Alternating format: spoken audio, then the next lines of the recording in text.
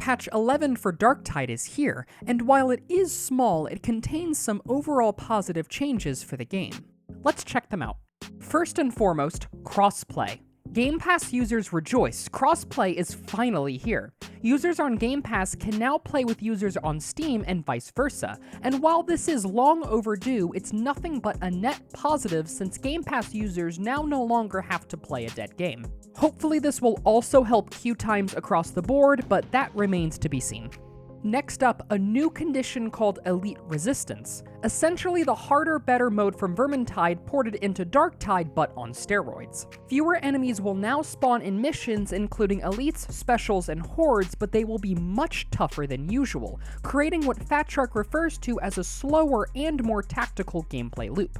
Personally, I think this change can go either way depending on how well it's balanced. If it's balanced well, it'll be an awesome and fun game mode to jump into, but if it's not, then it'll either be lackluster or too frustratingly difficult. Enclavum Baross has also gotten some changes to gameplay with some added cover and changed enemy spawns, but also some updated storytelling capabilities through the environment. I really hope this is a hint that Fatshark is going to begin adding more and more story elements to the game to expand on why we're here on Atoma Prime in the first place, because the story we've gotten so far is disappointing, to put it mildly.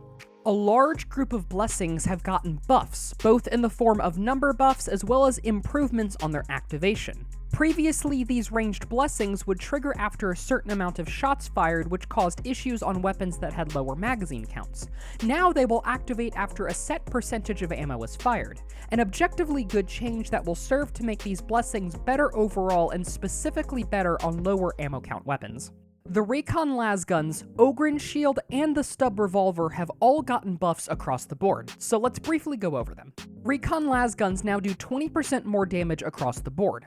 While any kind of buff is nice, this isn't going to change much about the Recon Lasguns, since the real issue they have is with their maniac damage being so pitifully low, which is what really needs to be buffed in order to bring the weapon out of the gutter.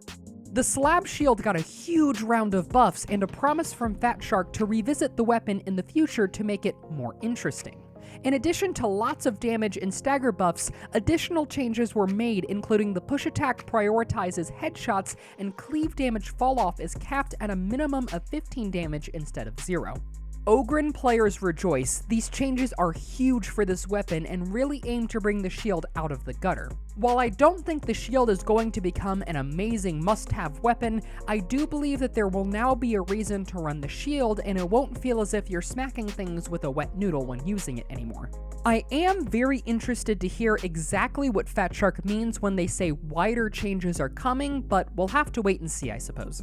Finally, the Stub Revolver got some beautiful buffs to maniac damage, range, and its finesse bonus. As a revolver simp, I'm certainly not complaining.